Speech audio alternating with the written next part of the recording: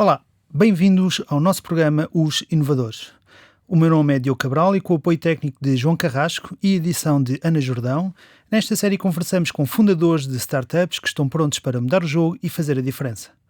Hoje tenho comigo Luís Alves Dias, CEO e cofundador da Legal, uma startup portuguesa que pretende facilitar o acesso a serviços jurídicos e melhorar a comunidade jurídica no desempenho das suas funções. Luís, muito obrigado, é um prazer ter-te aqui no nosso programa.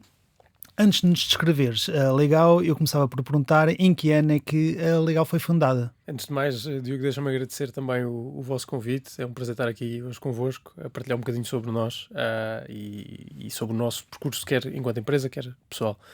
A Legal foi fundada em 2021, em julho, embora a ideia surja antes disso, mas enquanto empresa foi em julho de 2021.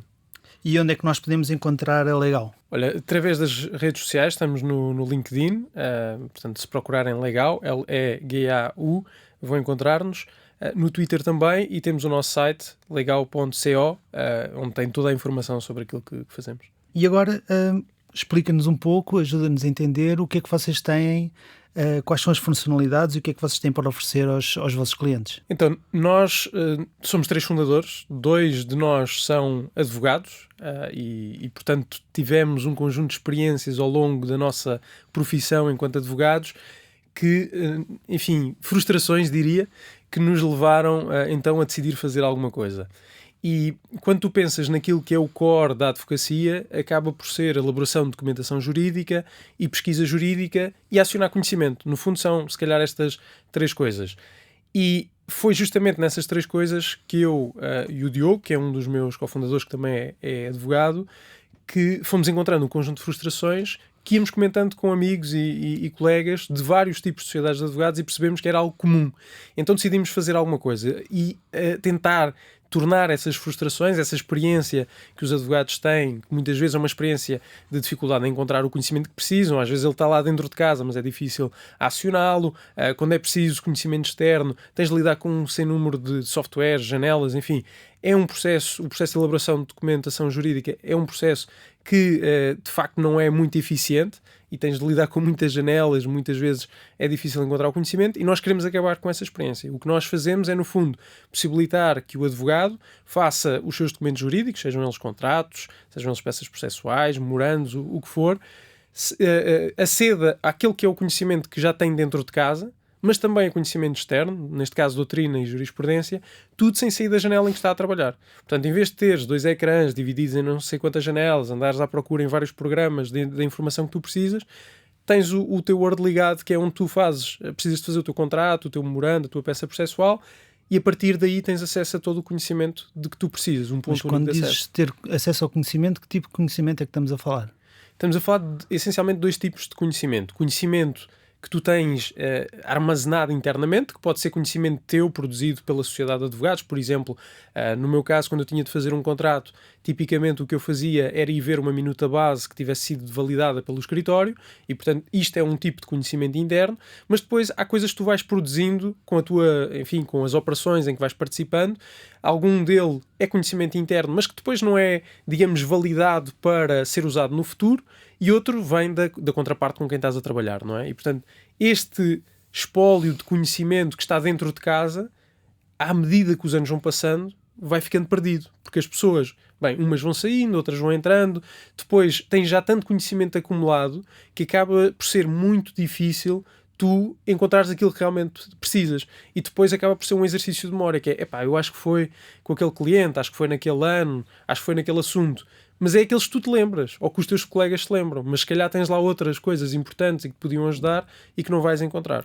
E o vosso software, ou a vossa solução, consegue encontrar coisas que se lembram e coisas que as pessoas não se lembram. E como é que faz isso?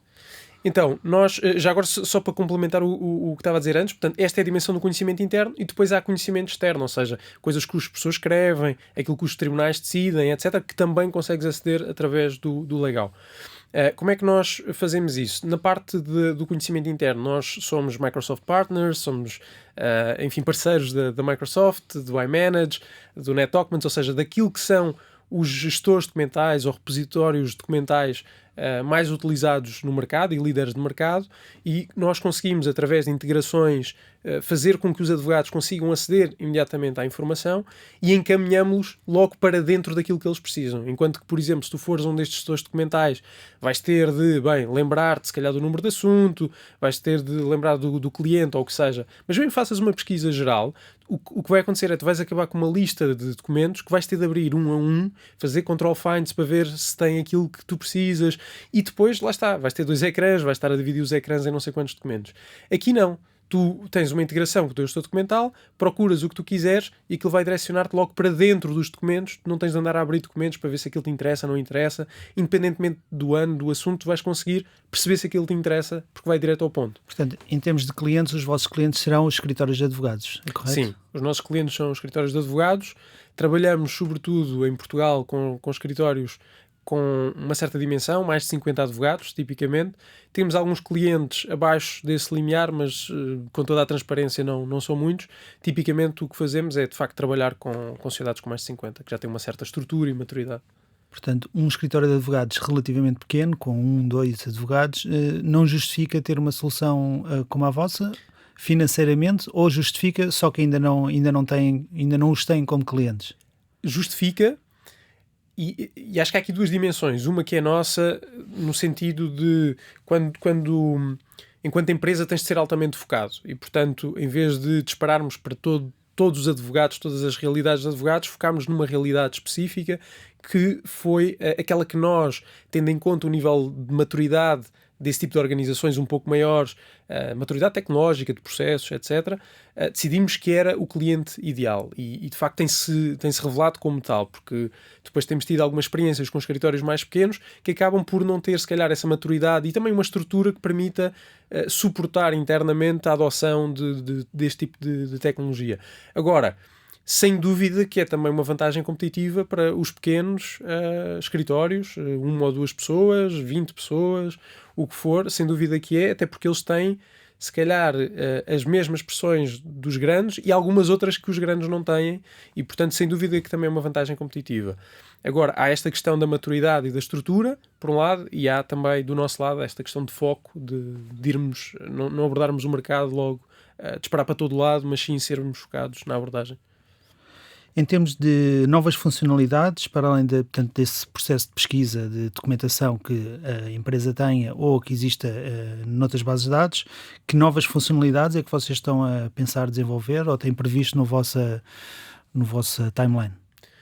Olha, nós falámos só aqui de 1 ou 2 exemplos de funcionalidades que temos. Falámos de aceder ao conhecimento interno através de integrações com o gestor documental. Falámos também de poderes aceder a conhecimento externo, jurisprudência e doutrina. Também temos uma parte no fundo, que permite à sociedade organizar a sua própria árvore de conhecimento, ou seja, numa lógica de gestão de conhecimento, tem aqui, do mais novo ao mais velho, toda a gente na sociedade vai saber quais é que são os documentos validados. Também temos um banco de cláusulas. Agora, uma das coisas em que temos estado a trabalhar nos últimos 4, 5 meses, portanto, desde dezembro, desde novembro, é no nosso assistente de AI, que no fundo permite, através de inteligência artificial, tu fazeres, enquanto advogado, ajudar-te na elaboração de documentos, mas também na pesquisa. E uma das coisas, por exemplo, que estamos agora a lançar, já temos clientes que estão a usar este assistente de AI. Uma das coisas que ainda não estão a usar e, portanto, que está para breve, é, por exemplo, tu poderes ter uma conversa com uma decisão do tribunal, com um artigo escrito por um professor, e, portanto, podes perguntar: olha, o que é que o tribunal decidiu? Quais foram as razões para ter decidido dessa forma? Quais foram os principais argumentos? Quem eram as partes? Este tipo de coisas facilitam, no fundo, não é só o teres acesso ao conhecimento, a partir de agora também tens uma forma mais fácil e rápida de o mastigar, no fundo, de o processar. E, portanto, isso vai acelerar muito também o teu trabalho. Estamos a falar de documentos com muitas páginas e, de repente, tens meio dúzia de parágrafos que fazem um resumo do documento. Sem dúvida. Quero-te agradecer a tua presença aqui no nosso programa de rádio. Muito obrigado a quem nos está a ouvir. O programa de rádio termina aqui, mas vamos continuar a conversar em formato podcast que ficará disponível na RTP Play e nas diversas plataformas de podcast. Muito obrigado a todos. Até à próxima. Luís, agora, em versão já só podcast, eu queria primeiro agradecer aqui a tua vinda e o vosso projeto é muito interessante, mas eu queria primeiro conhecer um pouco o teu percurso profissional e o teu percurso pessoal. Quem é o Luís Alves Dias? Bem, agora deixa-me agradecer novamente também em formato podcast. Obrigado, Diogo, pelo convite, é um prazer estar aqui. Então, eu sou alentejano de nascimento e tenho uma boa parte da minha família no Alentejo, embora nunca tenha vivido lá. Sinto que tenho essas raízes alentejanas. Vivi, na verdade, grande parte da minha vida no Ribatejo e depois vim para Lisboa estudar Direito e, portanto, acabei por fazer o percurso tradicional de um advogado, ou seja, tirei o curso de Direito na Nova, depois tirei o mestrado na Católica e trabalhei, felizmente, em dois sítios fantásticos, duas grandes sociedades internacionais aqui em Portugal durante 7 anos. E foi um percurso, portanto, que eu diria muito clássico como advogado, embora eu, mesmo como estudante de Direito e enquanto advogado, procurei sempre fazer outras coisas para além de ser estudante de Direito ou ser advogado, ou seja, sempre estive envolvido, por exemplo, na faculdade em projetos associativos, depois na minha vida profissional também fui tendo outros projetos associativos, e lá está, ao fim desses 7 anos, por um conjunto de razões, acabei por decidir então sair da carreira de advogado e dedicar-me à minha jornada de empreendedorismo. Lancei alguns projetos com amigos e há 2 anos para cá que estou exclusivamente na Legal. E o que é que te fez, qual foi o trigger ou qual foi aquele clique para saíres de uma empresa de advogados? Te admito que estivesses financeiramente bem, na medida do possível, estando no país em que estamos, mas que se calhar não tinhas grandes preocupações futuras e de repente a ideia que eu tenho é que largas tudo e vais à descoberta. Qual foi o clique, o que é que te fez dar esse passo no mundo do desconhecido? Sim, é uma excelente questão e acho que enquadraste bem, ou seja, de facto estava num contexto muito privilegiado até para o panorama nacional, financeiramente muito, muito interessante, mas acima de tudo também muito desafiante e interessante no dia-a-dia, ou seja, com um trabalho interessante, com colegas interessantes, com clientes interessantes. Eu acho que teve de facto houve aqui um conjunto de razões, algumas que já estavam, digamos, a trabalhar dentro de mim há algum tempo e outras que foram surgindo e que juntas me levaram a tomar essa decisão. E que acho que tem muito mais que ver comigo do que propriamente com os sítios em que trabalhei, que não tenho absolutamente nada a dizer, a não ser coisas boas. Agora, em termos das razões, sem dúvida que eu sou uma pessoa que pensa muito no futuro. Com o bom e com o mau que isso tem, mas penso bastante no futuro e o que eu via na altura, e foi uma ideia que teve aqui a abolir dentro de mim durante algum tempo, foi esta ideia do mundo muito volátil, ambíguo, complexo, incerto e a mudar muito rapidamente. E sentia, até por um conjunto de experiências que fui tendo ao longo da minha vida, que era importante eu posicionar-me bem para um mundo que vai estar em constante mudança. E às tantas olhava para aquilo que eu tinha, que de facto era um contexto de privilégio e muito bom, e sentia que, bem, eu de facto tenho muito para crescer aqui, ainda tenho muito para aprender, e certamente tinha, e estou seguro disso, mas olhava para esse processo como um processo incremental, ou seja, como algo que ok, eu vou ganhar um pouco mais da mesma coisa.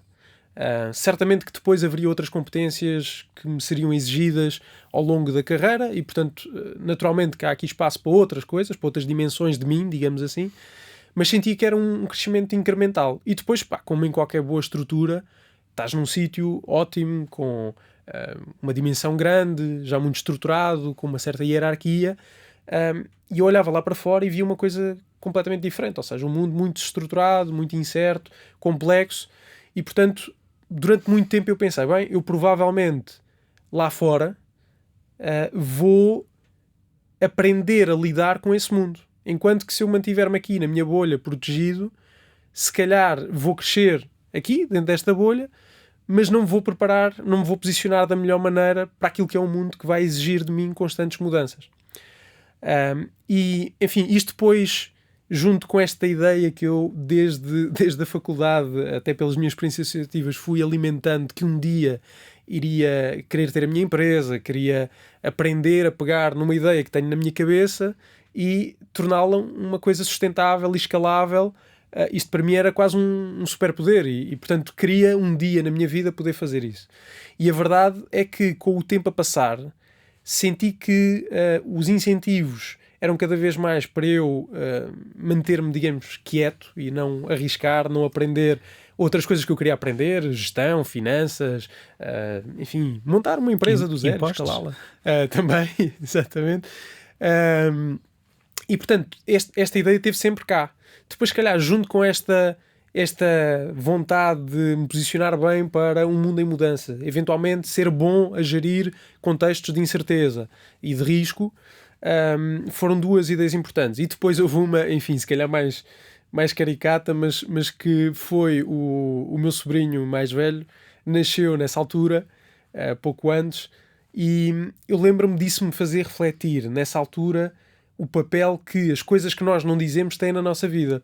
Que é, eu olhava à volta e via toda a gente da minha família, pelo menos próxima, a trabalhar por conta de outrem. Eu pensava, até que ponto é que isto não me influencia, sem eu saber, inconscientemente, naquilo que é o meu projeto de vida e nas minhas decisões.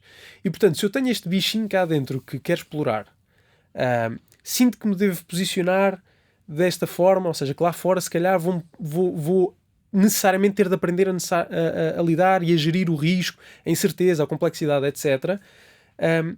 Será que é o facto de eu não ter exemplos na minha família, por exemplo, de pessoas que tomaram um caminho mais de empresário ou de empreendedor, que me leva a ter aqui este medo de eventualmente dar o passo? E depois também senti que era um bocado inevitável para mim, ou seja, se não fosse agora eu ia fazê-lo mais tarde e provavelmente mais tarde ia ter outros custos de oportunidade, difícil, claro. Exatamente, e portanto isto tudo junto fez-me sair e procurar estas outras dimensões de mim.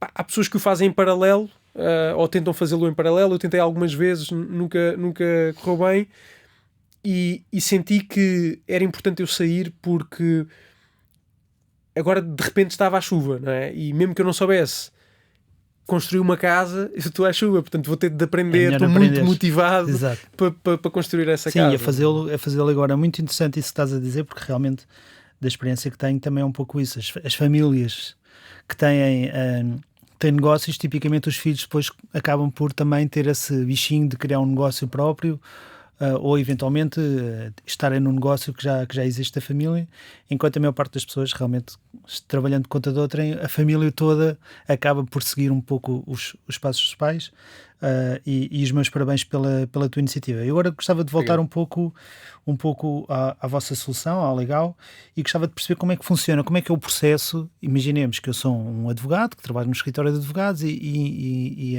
o meu escritório adquiriu a vossa solução. Como é que funciona a pesquisa? Eu vou ao vosso site e pesquiso, isto está a funcionar dentro do Word, como é que funciona? Ok. Eu acho que pode ser útil falar um bocadinho da experiência antes de nós existirmos, que é no fundo aquilo que nos levou a fazer o Legal. E no meu caso, enfim, eu vou falar de contratos, mas provavelmente daquilo que nós temos falado com enfim, milhares de pessoas, milhares de advogados já nesta fase. E vejo que as experiências são muito semelhantes, embora possam falar de peças processuais, memorandos, outras coisas. No meu caso, eu fazia mais contratos e, portanto, veio daí a inspiração, juntamente com a experiência do Diogo, que é, imagina, quando eu tinha de fazer um contrato, ia necessariamente ver se existia uma minuta que tivesse sido validada pelo escritório. Validada, o que isto significa é que alguém fez o trabalho de olhar para o que significa um determinado contrato, pôr aqui, e validar quais é que são tipicamente as cláusulas que nós achamos que devem estar nesse contrato. Pronto. E esse era o meu ponto de partida. E aqui, dependendo do sítio onde trabalhas, encontrar essa minuta base pode ser uma dor de cabeça ou não. Pronto. Nos sítios em que eu trabalhei, por acaso, não era, mas conheço casos em que é. Começava dessa minuta. Depois, invariavelmente, o que eu faria a seguir era ver no gestor documental, ou seja, o sítio onde nós metemos toda a documentação, terabytes de informação, tudo vai parar lá. Exemplos de coisas que eu tivesse feito no passado, ou colegas meus tivessem feito no passado, pudessem servir para aquilo que eu agora estava a fazer. E aí começava o tal exercício de memória, que é, eu acho que foi com aquele cliente, acho que foi naquele assunto, naquele ano, e às tantas acabávamos com uma lista de documentos, alguns que os meus colegas que me enviavam, olha, eu acho que isto pode ser útil para aquilo que estás a fazer. E uma lista que eu tinha da minha pesquisa. E depois ia abrir um a um, fazer control find, ver se aquilo me interessava ou não. Tinha 2 ecrãs e os 2 ecrãs já estavam divididos em várias janelas, várias interfaces, entretanto, porque tens a interface do Word, se calhar também abriste um PDF, se calhar também tens o gestor documental aberto. Pronto, só aqui 3 interfaces sem pensar muito sobre o assunto. E depois, se tivesse de confirmar, já agora andava a passar coisas de um lado para o outro, eventualmente, copy-pastes de um lado para o outro, e depois, em cima disto, se tivesse de confirmar alguma coisa, por exemplo, numa decisão de um tribunal, naquilo que algum professor escreveu, lá abria eu mais uma janela, mais uma interface com que tinha de lidar, mais uma quebra de produtividade entre janelas, tudo muito pouco eficiente e pouco produtivo. E nós realmente o que queremos é acabar com esta experiência. Portanto, hoje, com o legal, o que é que o advogado faz? O advogado vai ao Word, que é onde trabalha. Nós agora também estamos no Outlook, portanto, pode ser no Outlook ou no Word. Mas, enfim, simplificando, entra no Word e no canto superior direito tem um logotipo do legal, clica nesse logotipo e está dentro do ambiente legal. E aí depois tem o seu documento, onde está a produzir o que tem de fazer, o seu contrato, por exemplo, e tem o legal sempre do lado direito. E depois, no legal, vai poder, por exemplo, vamos imaginar, tu abres o Word, está um documento em branco, tenho de fazer um contrato de cessão de cotas. Vais ao legal e tens a árvore de conhecimento da sociedade, sabes exatamente onde encontrar a minuta validada pelo escritório, se ela existir, mas consegues logo ver isso. Então vais lá, clicas no contrato de cessão de cotas e de repente já estás com a tua minuta aberta e até tens um banco de cláusulas, ou seja, alternativas. Não é só teres a tua minuta validada, se calhar queres ter 10 alternativas para uma determinada cláusula, mas na minuta só vais pôr uma, pronto. Então tens um banco de cláusulas em que vais ter essas 10 alternativas. Às tantas podes fazer click drafting, aquilo que nós chamamos de click drafting, ou seja, criar o teu contrato com cliques, pronto. Além disso, tu podes deixar comentários, por exemplo, dicas de negociação para o contrato, etc. Em cima disto, tens também o nosso assistente AI que te ajuda, por exemplo, a elaborar o contrato que tens de elaborar, a ver alternativas de cláusulas para o contrato que estás a fazer, a estruturar o contrato, etc. Isto para quem tem de elaborar. Para quem tem de rever, também ajudamos. Ou seja, tens o assistente que te ajuda a rever o contrato mais rapidamente, tens também uma forma de fazer markup automático através do legal, e portanto, lá está, precisavas de fazer o contrato, vais ao legal, clicas, tens imediatamente ali a minuta, tens as várias alternativas validadas pelo escritório e depois lá está. Tens também a integração com o gestor documental, portanto, no meu exemplo, a experiência que eu ia ver, consegues logo aceder a ela sem sair do Word, no sítio onde estás a trabalhar, e consegues logo ver dentro dos documentos e passar essa informação diretamente para o documento que estás a fazer. Se tiveste de confirmar alguma coisa na jurisprudência e na doutrina, continuas dentro do mesmo ambiente, na mesma janela, e consegues fazer tudo através do legal. Muito interessante, portanto estamos a falar de um serviço que permite aos advogados serem uns super advogados. Exatamente. Muito mais eficientes. Isto leva-nos também ao tema da concorrência, portanto toda a gente já ouviu falar do IA, não é? Da inteligência artificial que existe por aí, o famoso ChatGPT será dos mais conhecidos, embora existam outros. Eu queria perceber um pouco como é que vocês veem este novo mundo de 500 mil plataformas que existem de inteligência artificial. Como é que vocês veem esse tipo de concorrência e o que é que vocês veem, principalmente no mundo da advocacia, que existem muitas soluções, existem muitas alternativas. Ainda há pouco tempo eu vi uma solução que era de uma empresa americana, que era a Do Not Pay, em que de repente tínhamos um advogado que era uma inteligência artificial a falar em vez de termos um advogado em pessoa, numa sessão. Como é que vocês veem este novo mundo que está aí a aparecer? Não, com muito, muito entusiasmo. Sem dúvida que há soluções muito interessantes. Tu referiste a Do Not Pay, por exemplo, nos Estados Unidos, que é um negócio mais virado para os consumidores. Para o utilizador final. Exatamente. Não é? No nosso caso, nós de facto servimos sociedades de advogados, mas mesmo aí há muita coisa interessante a surgir. Alguma de incumbentes, ou seja, empresas que estão no mercado há anos e anos, outras de startups como nós que estão a surgir. No nosso caso, em particular, nós usamos a tecnologia que está subjacente ao ChatGPT, que toda a gente conhece, no fundo o GPT 3.5 e em breve o 4. Há algumas soluções concorrentes em parte daquilo que nós fazemos. por exemplo, tens algumas soluções interessantes na parte de elaboração de documentos, tens algumas soluções interessantes na parte de pesquisa, mas não tens nenhuma solução que nós até agora conhecemos que junta as duas coisas num único produto. Tipicamente são produtos separados, mesmo, por exemplo, os incumbentes oferecem-te os dois produtos, mas vais ter de os comprar separadamente e são extremamente caros. Enfim, vemos com muito entusiasmo tudo que isto pode significar em termos de aumentos de produtividade para os advogados. Os advogados também são uma classe muito fustigada por problemas de saúde mental. Há estudos que demonstram que os advogados têm uma propensão superior a 3 vezes a média em termos de depressão crónica e ansiedade crónica. E isso, por vezes, tem que ver com os métodos de trabalho também e com o volume de trabalho, e portanto vejo também com muito bons olhos o surgimento de soluções, sejam a nossa ou outras, que ajudem no fundo a gerir melhor essa carga de trabalho e que tragam processos mais saudáveis também desse ponto de vista. Fala-se muito da questão de será que a inteligência artificial vai substituir ou não os advogados, e há pessoas que ficam um pouco receosas disso. Eu acho que, enfim, certamente que há tarefas que vão ser substituídas, mas se olharmos para trás, uma coisa que a história se calhar nos pode ajudar aqui, ou que eventualmente nos pode tranquilizar, é perceber que em todos estes desenvolvimentos tecnológicos de larga escala e completamente transformadores, o mundo depois disso tipicamente foi um mundo com mais trabalho, não foi um mundo com menos trabalho. E se olharmos para as maiores indústrias neste momento no mundo, várias delas, se calhar metade delas, não existiam, por exemplo, antes da última revolução industrial, não é? Portanto, sem dúvida que há que, enfim, se posicionar bem para aquilo que é o futuro, mas eu talvez por ser muito otimista, acho que isto são excelentes notícias para os advogados. E se calhar aqui aproveito para partilhar também uma ideia que eu gosto sempre de usar quando se fala de tecnologia, que é um conceito que é muito associado à automação, que é o ROIP, Return on Improved Performance. Portanto, retorno na performance? Sim, no fundo o retorno de performance melhorada, sim, podemos dizer assim em português. E que no fundo, porque muitas vezes o que eu sinto nestas discussões é que nós ficamos muito nos extremos. Ou seja, vai substituir, não, mas eu ouvi isto muitas vezes a propósito do ChatGPT, isto é fantástico, adeus advogados, e outros que diziam, não, isto não presta para nada, já viste, cometeu este erro, cometeu aquele e tal, e portanto as pessoas acabam por estar muito nos extremos, e isso depois acho que tem dois problemas, que é, acabamos por perder nuance, ou seja, há um mundo aqui no meio, não é?